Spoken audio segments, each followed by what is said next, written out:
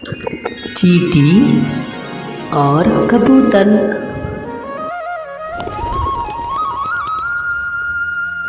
कहानी सुनने के लिए मेरे चैनल को सब्सक्राइब करें और बेल आइकन की घंटी को ज़रूर दबा लें, जिससे आने वाली वीडियो आप तक पहुंच जाए। एक बार एक चींटी जंगल में घूम रही थी। उसको प्यास लगी।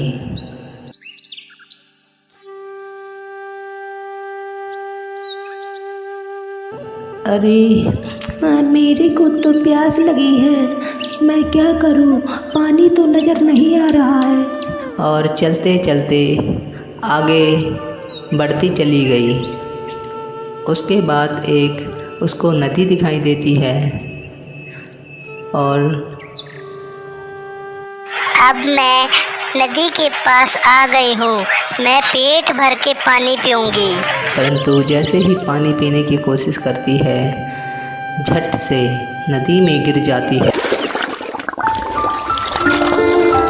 बचाओ बचाओ बचाओ। उसकी आवाज़ एक पेड़ पर कबूतर बैठा होता है।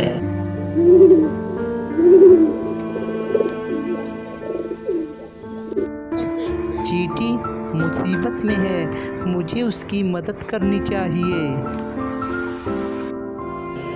और झट से कबूतर एक पत्ता तोड़ता है और पानी में डाल देता है। कबूतर चींटी से कहता है, तुम ऐसा करो, इस पत्ते पर चढ़ जाओ। और चींटी पत्ते पर चढ़ जाती है। चढ़ने के बाद आराम से संघर्ष करती हुई किनारे पहुंच जाती है। धन्यवाद कबूतर भाई, आपका शुक्रिया। तो कुछ दिन के बाद एक शिकारी वहां पर आता है और उसको कबूतर दिखाई दे जाता है। कबूतर की जाल बिछा देता है और कबूतर जैसे ही दाना खाने के लिए नीचे आता है और जाल में फंस जाता है। चींटी यह सब देख रही थी। अरे मेरे दोस्त कबूतर को पकड़ने की कोशिश कर रहा है। और चींटी जल्दी जल्दी जाकर उसको काट लेती है। शिकारी चिल्लाने लगता है और कबूतर की कानों में ये आवाज़ जाती है।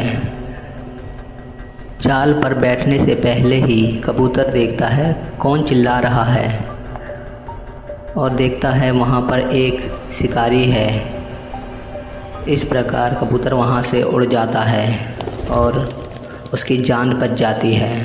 और चींटी और कबूतर दोनों हंसी खुशी दाना खाने लगते हैं। इस कहानी से हमें ये शिक्षा मिलती है, कर भला हो भला। हमें हमेशा दूसरों की मदद करनी चाहिए। बहुत समय पहले की बात है। रामपुर नाम का एक गांव था। उस गांव में बहुत ही अंधविश्वास था। उस गांव में लड़कियों की कोई अहमियत नहीं थी। उस गांव में सिर्फ लड़के ही थे। उस गांव का बहुत बुरा हाल था। उस गांव में अगर लड़की ने जन्म ले लिया तो वहां की मुखिया उस लड़की को मरवा देती थी। उस गांव में रमेश और रेखा नाम के दो पति पत्नी रहते थे। उनकी शादी को लगभग 8 साल हो गए थे। उनको कोई भी बच्चा नहीं था। एक दिन रमेश की पत्नी की तबीयत खराब हो जाती है। उसका पति कहता है, चलो रेखा तुम्हें वेद के पास ले चलता हूँ। नहीं, मेरी ऐसी हालत नहीं है जो मैं वेद के पास जा सकूँ। चलो कोई बात नहीं, मैं वेद को यही ले आता हूँ। और रमेश वेद को अपने घर पर ले आता है। वेद रेखा का चेकअप करता है और कहता है, अरे रमेश मुबारक हो, तुम पापा बनने वाले हो। रमेश का तो खुशी का ठिकाना ही नहीं रहा। अब रेखा इतने सालों बाद माँ बनने वाली थी। आप दोनों बहुत खुश हो जाते हैं। और एक दिन रेखा को बहुत दर्द होने लगा और तबीयत खराब होने लगती है। बाहर रमेश देखता है बहुत तेजी से तूफान आ रहा है और रेखा को बाहर ले ही नहीं जा पाता। इस कारण रेखा को 2 जुड़वा बच्चे पैदा होते हैं। देखिए जी, हमारे 2 बच्चे हुए हैं, एक लड़का एक लड़की। हमारी लड़की देखो कितनी प्यारी है, कितनी सुंदर है। हाँ रेखा, हमारी बिटिया बहुत सुंदर है। हम इसका नाम परी रखेंगे।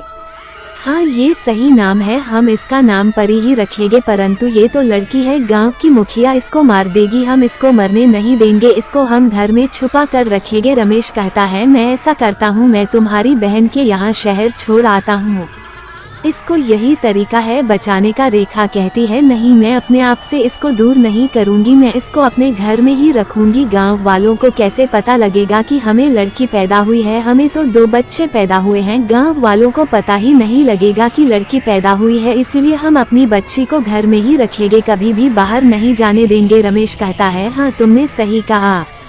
और परी घर में ही रहने लगती है। धीरे धीरे वक्त बीतने लगता है और परी बड़ी होने लगती है। एक दिन रमेश कहता है परी तुम घर में ही रहना, घर से बाहर मत निकलना। हाँ, मैं घर से बाहर नहीं जाऊंगी। और परी गेट के पास खड़ी हुई थी और खिड़की से देखती है, सोचती है मैं कभी घर से बाहर नहीं निकली, पता नहीं मेरा गाँव कैसा है, मैं आज गाँव घूम कर ही आती हूँ। और परी गाँव में घूमने लगती है और घूमते घूमते गाँव में निकल जाती है। परी में बिना सोचे समझे चली जाती है। जब उसको गांव में देखते हैं, अरे ये कौन है, इसको तो आज से पहले कभी देखा ही नहीं। गांव में एक भी लड़की नहीं थी, सब जगह लड़के ही लड़के थे। परी अचंभे में थी कि गांव में एक भी लड़की नहीं है।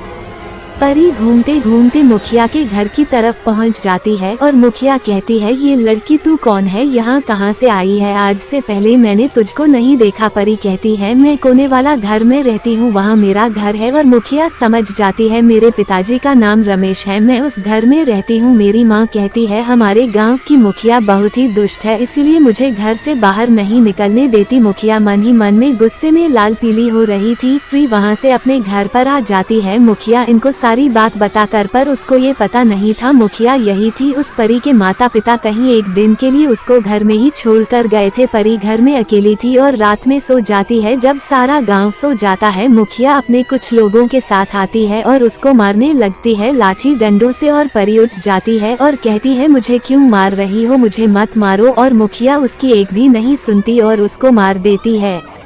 जब अगले दिन उसके मम्मी पापा और भाई आते हैं तो देखते हैं परी को मरा हुआ और उसकी माँ रेखा रोने लगती है, अरे मेरी बेटी को किसने मार दिया। अब ये बात किसी को कह नहीं सकते थे क्योंकि उसने अपनी बेटी की यह बात छुपा कर रखी थी कि मेरी बेटी ने भी जन्म लिया था। अब पूरा परिवार सदमे में रहने लगा था और दुखी रहता था। परी मरने के बाद एक चुड़ैल का रूप ले लेती है और बदला लेने के लिए मुखिया के घर जाती है। मुखिया अपने लड़कों को कह रही थी, अरे भगवान ने मुझे 2 लड़के दिए हैं, बहुत अच्छी हो, मैं तो धन्य हो गई। मुझे लड़की नहीं थी, अगर लड़की भी होती तो मैं उसको मार देती। अब मैं अपने लड़कों की शादी करूंगी और एक अच्छी सी बहू लाऊंगी। और यह बात चुड़ैल सुन लेती है और चुड़ैल वहां से चली जाती है। और मुखिया इनका लड़का एक दिन बाहर जा रहा होता है तो वह चुड़ैल एक सुंदर सा रूप बनाकर उसके पास आ जाती है और ऐसे कई बार मिलती है। एक दिन कहती है कि मैं तुमसे बहुत प्यार करती हूँ और मैं तुमसे शादी करना चाहती हूँ। और वह लड़का जाकर अपनी माँ को कहता है और उसकी माँ तैयार हो जाती है तो और अपने लड़के की शादी कर लाती है। जब शादी कर लाती है तो मुखिया घर पर आती है और बहू कहती है अब तू मेरे घर की बहू है। और परी तुरंत चुड़ैल के रूप में आ जाती है और मुखिया को कहती है हाँ मैं अब तेरी बहू हूँ, अब तेरे घर से नहीं जाऊंगी। और मुखिया कहती है तू कौन है, मैंने तो अपने लड़के की शादी एक भली लड़की से की थी। परी कहती है तुझे अपने लड़कों से बहुत प्यार है। जैसे ही आगे जाती है छोटे वाले लड़के को मार देती है और थोड़ी आगे जाती है उसके बड़े लड़के को भी मार देती है। मुखिया एंड कहती है हाय रे तूने मेरे बच्चों को मार दिया, मैंने तेरा क्या बिगाड़ा था, भूल गई तूने मुझे कितनी बेदर्दी से मारा था, मैं परी हूँ, तूने ऐसे गांव में सभी लड़कियों को मरवा दिया है। और मुखिया अपनी गलती पर बहुत पछताती है। और उसी समय एक औरत अपने बच्चे को लेकर आती है और कहती है मुखिया लो मेरे लड़की हुई है। मुखिया कहती है कोई बात नहीं, अब तुम जाओ, इस लड़की को अच्छी तरीके से पालो और जो भी दिक्कत परेशानी तुम्हें हो मैं उसमें तुम्हारा हमेशा साथ दूंगी। मैंने जो गलती की है उसका प्रायश्चित मुझे ही करना होगा और आगे से मैं कभी भी गलत काम नहीं करूंगी। और मुखिया सुधर जाती है और परी वहां से गायब हो जाती है। एक गडरिया अपनी बकरियों को रोज जंगल में चराने जाता था। उसका यह प्रतिदिन का नियम था।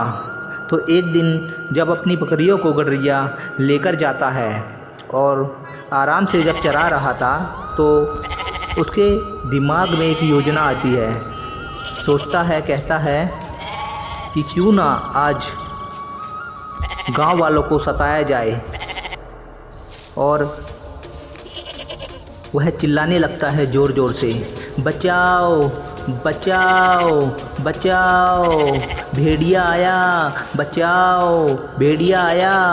और इस सब से गांव वाले चारों तरफ जो खेतों में काम कर रहे थे वह सोचते हैं पता नहीं क्या बात हो गई, मुझे लग रहा है भेड़िया आ गया है। ऐसा करते हैं हम लोग उसकी मदद करने के लिए चलते हैं और गांव वाले उसकी मदद करने के लिए चले आते हैं। जैसे ही उसके पास पहुंचते हैं वह आराम से बैठा हुआ था और गांव वाले जैसे ही पास में पहुंचते हैं और हंसने लगता है और कहता है, अरे आप लोग क्यों आए हो, मैं तो मजाक कर रहा था। और इस बात पर गांव वालों को बहुत गुस्सा आता है और वो वहाँ से चले जाते हैं। अगले दिन वह चरवाहा फिर अपनी बकरियों को चरा रहा था, ऐसे ही गांव वालों को तंग करने के लिए। फिर चिल्लाने लगता है, बचाओ बचाओ भेड़िया आया। वह गांव वाले उसकी आवाज़ सुनकर उसके पास आते हैं और देखते हैं वो आराम से पेड़ पर बैठा हुआ है और पूछते हैं कहाँ है। कहने लगता है, अरे मैं तो मजाक कर रहा था, और गुस्से में वहाँ से चले जाते हैं। वह इस बात को 1 हफ्ता हो चुका था। भेड़िया आराम से बकरियों को चरा रहा था और क्या देखता है, वहाँ पर एक भेड़िया आ जाता है और चिल्लाने लगता है, बचाओ भेड़िया आया, बचाओ। परंतु उसको कहाँ पता था मेरे बार बार झूठ बोलने के कारण कोई भी गांव वाला मेरी बात पर भरोसा नहीं करेगा। और उस दिन सच में भेड़िया आ चुका था और वह उसकी सारी बकरियों को खा जाता है। वो गडरिया अपनी गलती पर बहुत पछताता है और सोचने लगता है, मैंने कितनी बड़ी गलती की है। अगर मैं ऐसा नहीं करता तो आज मेरे गांव वाले सब मेरा साथ देते और मेरी बकरियां भेड़िया नहीं खाता। इस कहानी से हमें ये शिक्षा मिलती है, हमें कभी भी किसी को परेशान नहीं करना चाहिए और कभी भी झूठ नहीं बोलना चाहिए। दोस्तों, अगर आपको वीडियो पसंद आई हो तो मेरे चैनल को सब्सक्राइब करें, ज़रूर सब्सक्राइब करें, जिससे हम वीडियो बनाए आप तक पहुंच जाए। चलिए दोस्तों, हम वीडियो को यहीं ख़त्म करते हैं।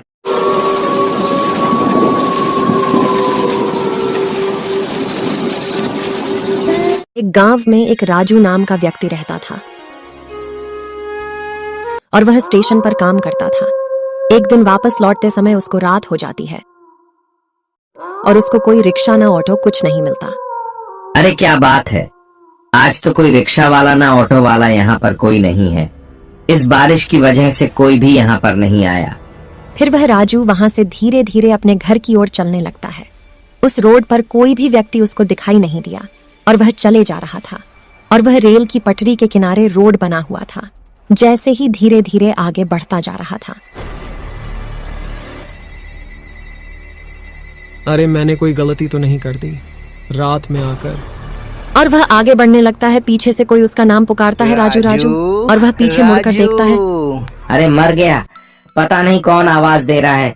यहाँ तो कोई नहीं है, पता नहीं मेरा नाम कौन पुकार रहा है। यहाँ तो अंधेरा ही अंधेरा है। और वह राजू डर के मारे वहां से जल्दी जल्दी चलने लगता है और वह अपने घर पहुंच जाता है।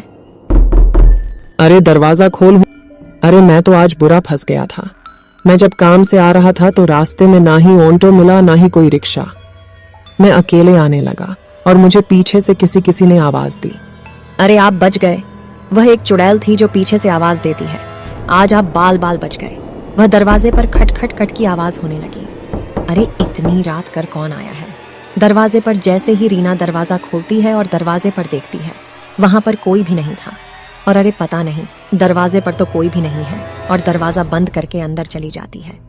फिर खाट खाट खाट खाट की आवाज आने लगती है और रीना फिर जाकर दरवाजा खोलती है। पता नहीं बार बार कौन परेशान कर रहा है। फिर दरवाजे पर खटखटा खटखट की आवाज आने लगती है। राजू कहता है, अरे तुम रहने दो, मैं ही दरवाजा खोलता हूँ। और राजू दरवाजा खोलता है। जैसे ही दरवाजे के बाहर जाता है और देखता है एक चुड़ैल सामने खड़ी है और राजू को खींचकर अपने साथ ले जाती है। जैसे ही उसकी पत्नी बाहर आती है, कहती है और उसकी पत्नी चारों तरफ देखने लगती है। उधर से एक व्यक्ति आता है और कहता है, अरे भाभी जी, राजू को एक चुड़ैल उठाकर ले गई है। हाय रे, मुझे लग रहा है वह रात में जो चुड़ैल उस रोड पर घूमती है, भयानक भयानक आवाजें आती हैं, वही चुड़ैल होगी। पटरियों के किनारे वाले चुड़ैल होगी और वह जाकर रेल की पटरी के किनारे पहुंच जाती है। वह देखती है उसका पति रेल की पटरियों के बीच में पड़ा हुआ था और राजू कहता है, अरे रानी, तुम क्या करने आई हो? वह चुड़ैल मुझे लेकर यहाँ पर आई है, तुम यहाँ से चली जाओ। और उसकी पत्नी कहती है, मैं आपको कहीं भी छोड़कर नहीं जाऊंगी। और चुड़ैल वहां पर आ जाती है। अरे भागो रे, भागो, चुड़ैल आ गई है। नहीं, मैं अपने पति को छोड़कर यहाँ से नहीं जाऊंगी। और वह चुड़ैल उसका प्रेम देखकर उसके आदमी को कहती है, तू अपनी पत्नी को यहाँ से भेज दे, नहीं तो मैं जान से मार दूंगी। और उसकी पत्नी कहती है, अरे चुड़ैल जी, तुम्हें मुझे मारना है तो मार दो, मैं अपने पति को छोड़कर नहीं जाऊंगी। और चुड़ैल उसके पति के अपार प्रेम देखकर चुड़ैल के आंखों में आंसू आ जाते हैं और चुड़ैल उसके पति को छोड़ देती है। ऐसी भूतों वाली कहानियां देखने के लिए मेरे चैनल को सब्सक्राइब करें और बेल नोटिफिकेशन को ऑन कर लें। मैं जब भी कहानी बनाऊं आप तक पहुंच जाए।